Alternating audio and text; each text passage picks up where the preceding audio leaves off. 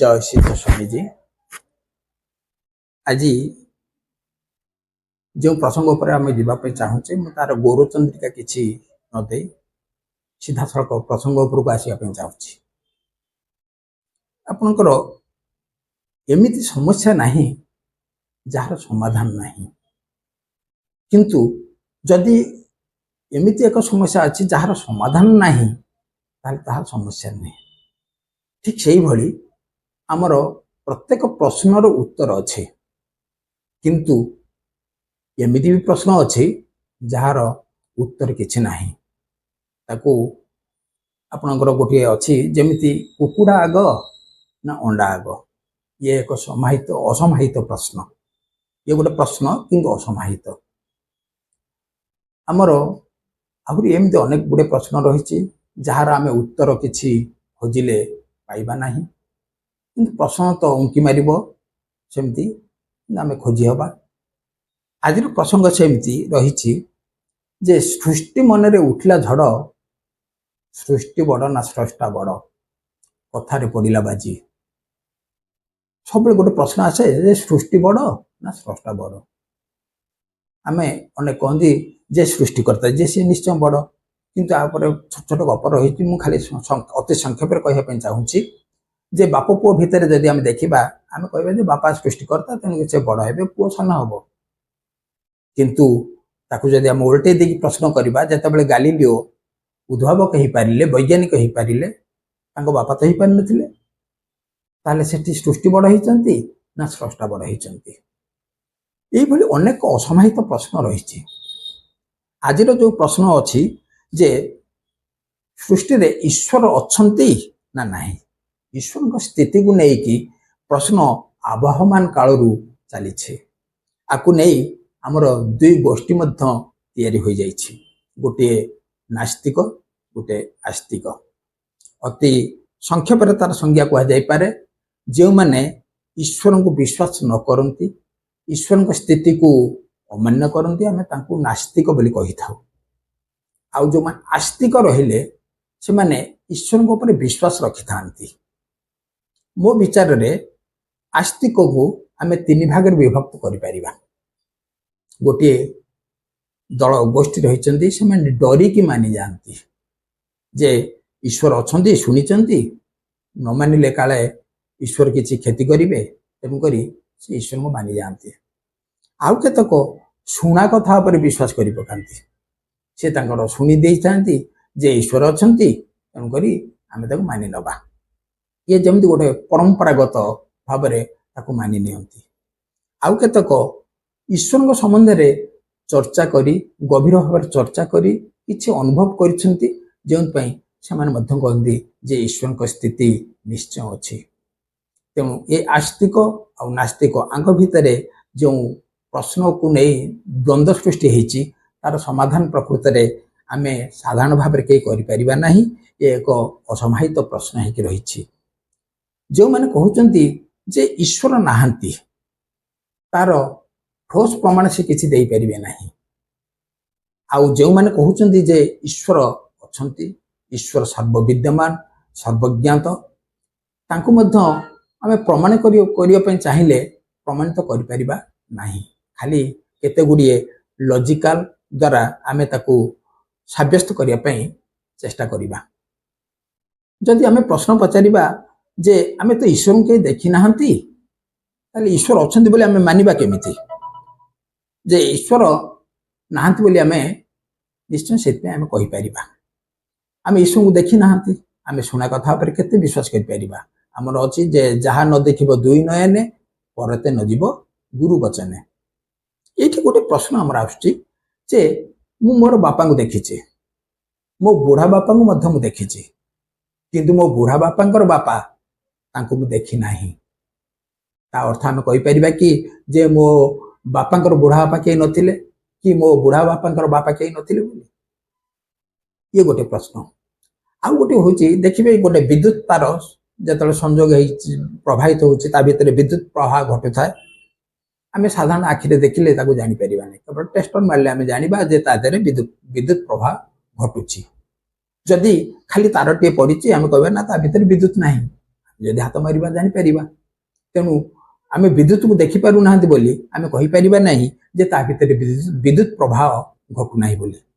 ତେଣୁ ଆମେ ଅନେକ ଗୁଡ଼େ କଥା ନ ଦେଖି ମଧ୍ୟ ବିଶ୍ୱାସ କରିବା ପାଇଁ ପଡ଼ିବ, ଆଉ ତାକୁ ନ ମାନିଲେ ବି ଆମେ ଚଳିପାରିବା ନାହିଁ। ଆଉ ଗୋଟେ ଗପଟି ଆପଣଙ୍କୁ ମୁଁ କହିବା ପାଇଁ ଚାହୁଁଛି ଯେ ଥରେ ଗୋଟେ ନାବିକ ତାର ଫୁଟା ଡଙ୍ଗାଟିଏ ନେଇ ସମୁଦ୍ର ଭିତରକୁ ଯାଇଥିଲା।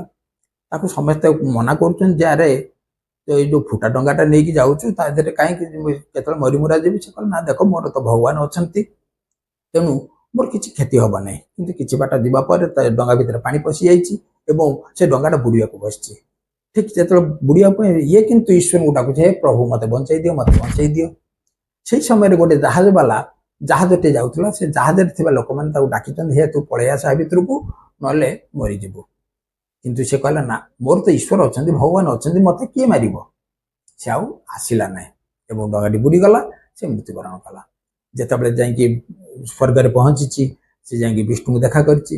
ବିଷ୍ଣୁଙ୍କୁ କହିଲା ଯେ ପ୍ରଭୁ ମୁଁ ତ ଆପଣଙ୍କୁ ଏତେ ସ୍ମରଣ କଲି, ଆପଣ ଅଛନ୍ତି ବୋଲି ମୁଁ ସବୁଠି କହୁଥିଲି, କିନ୍ତୁ ମୁଁ ମରିଗଲା ବେଳେ କାହିଁକି ମତେ ତ ବଞ୍ଚେଇ ଦେଇପାରିଲେନି, ତାହେଲେ ଆପଣ କେମିତି ଅଛନ୍ତି ବୋଲି ମୁଁ କହିବି।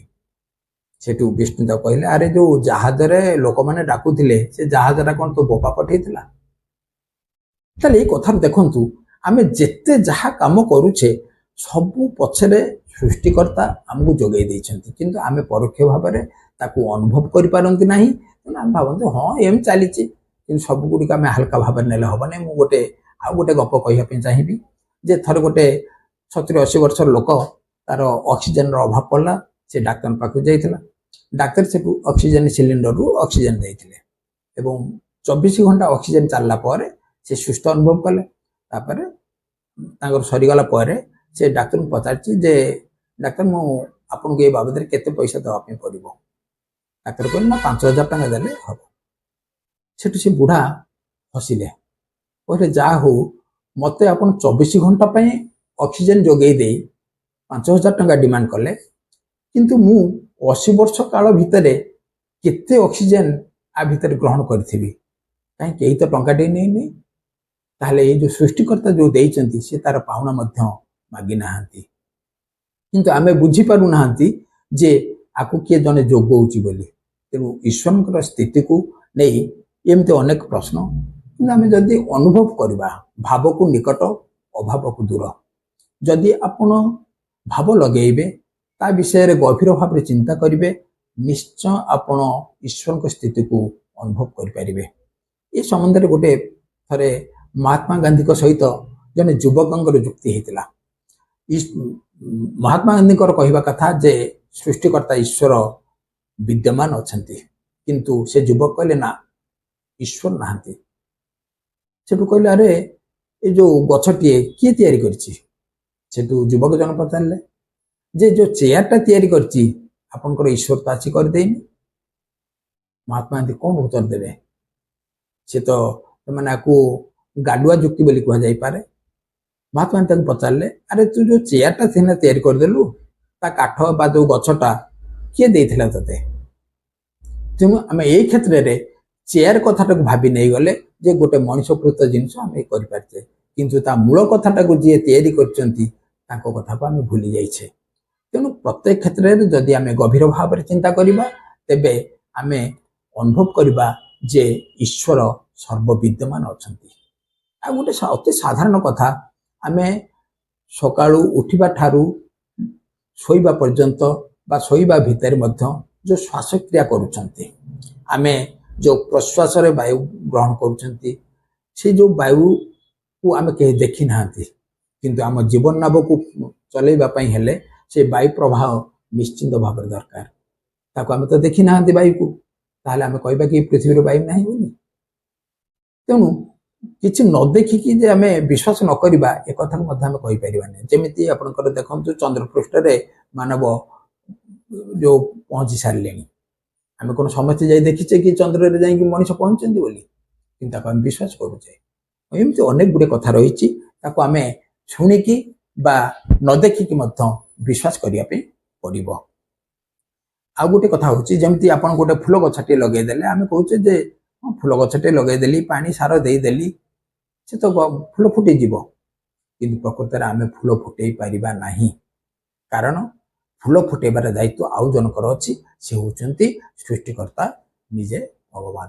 ତେଣୁ ଭଗବାନ ନ ଚାହିଁଲେ ଆମେ କିଛି କରିପାରିବାନି। କିନ୍ତୁ ଆମେ ଆମର ପୌରୁଷକୁ ନେଇ, ଆମର ଯେଉଁ ଦକ୍ଷତାକୁ ବା ଆମ ଦେହର ବଳକୁ ନେଇ ଆମେ କହୁଛେ ଯେ ଏଗୁଡ଼ା ସବୁ ମିଛ, ଆମେ ଯାହା କରି ପକାଉଛେ ପ୍ରକୃତ ତାହା ନୁହେଁ। ଯଦି ଆମେ ଟିକେ ନଇଁ ପଡ଼ିବା, ଆମେ ଟିକେ ତଳେଇକି ଦେଖିବା, ତାହେଲେ ଈଶ୍ୱରଙ୍କ ସ୍ଥିତିକୁ ନିଶ୍ଚୟ ଆମେ ଅନୁଭବ କରିପାରିବା। ଆଉ ଗୋଟେ ଗପଟି ଆପଣଙ୍କୁ କହିଲେ ବେଶୀ ଭଲ ଲାଗିବ। ଯେ ଥରେ ଗୋଟେ ଦୋକାନରେ ବାପ ପୁଅ ବସିଥିଲେ। ତା ବାପା କହିଲେ, ମୁଁ ଯାଉଛି ଟିକେ ମନ୍ଦିରକୁ, ତୁ ପୁଅ ଏଠି ଜଗି ବସିଥା। ସେଠୁ ପୁଅ କହିଲା, ହଉ ଠିକ ଅଛି, ତମେ କାହିଁ ମନ୍ଦିରକୁ ଯାଉଛ, ମନ୍ଦିରରେ କ'ଣ ପାଇବ? ନାଇଁ ରେ, ସେଠି ଠାକୁର ଅଛନ୍ତି, ଈଶ୍ୱର ଅଛନ୍ତି, ମୁଁ ତାଙ୍କୁ ପୂଜା କଲେ ଆମେ କିଛି ଭଲରେ ରହିପାରିବା। ଯାଉ ସେ ପଳେଇଲେ ମନ୍ଦିରକୁ। ତାପରେ ସେ ଆସିଲା ବେଳକୁ ସେ ପୁଅ ବସିଥିଲା, ପୁଅ ବସି ଗୋଟେ ଚିତ୍ରଟେ ତିଆରି କରିଦେଇଥିଲା। ସେ ଚିତ୍ରଟା ତିଆରି କରିସାରିଲା ପରେ, ଚିତ୍ର ତିଆରି କରିସାରିଛି, ତା ବାପା ପହଞ୍ଚିଲେ। ବାପା କହିଲେ, ଆରେ ଏ ଚିତ୍ରଟା କରିଛି କିଏ କିରେ? କହିଲେ, ବାପା ତମେ ଜାଣିପାରୁନା କି ଏଇଟା ପରା ମୁଁ ତିଆରି କରୁଛି। କହିଲେ, ଆରେ ତୁ ଆର ଚିତ୍ରକର୍ତ୍ତା, ଏଇ ଯୋଉ ଚିତ୍ରଶିଳ୍ପୀ?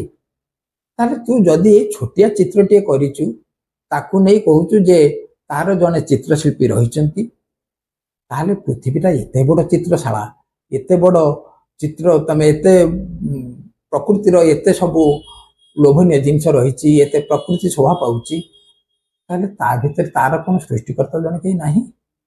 ତେଣୁ ଆମେ ଯଦି ବିଚାର କରିବା, ତାର ମଧ୍ୟ ଜଣେ ସୃଷ୍ଟିକର୍ତ୍ତା ରହିଛି। କାରଣ ଗୋଟେ ଛୋଟିଆ ଚିତ୍ରର ଯଦି ଗୋଟେ ସ୍ରଷ୍ଟା ରହିଛି, ତାହେଲେ ଏତେ ବଡ଼ ସୃଷ୍ଟିର ଜଣେ ସ୍ରଷ୍ଟା ନାହାନ୍ତି ବୋଲି ଆମେ କେମିତି କହିବା? ତେଣୁ ସର୍ବଶେଷରେ ମୁଁ ଏତିକି କହିବି ଯେ ଈଶ୍ୱରଙ୍କ ସ୍ଥିତିକୁ ଆମେ ଦେଖିବା ପାଇଁ ଚେଷ୍ଟା ନ କରି ଅନୁଭବ କରିବା ପାଇଁ ଚେଷ୍ଟା କରିବା।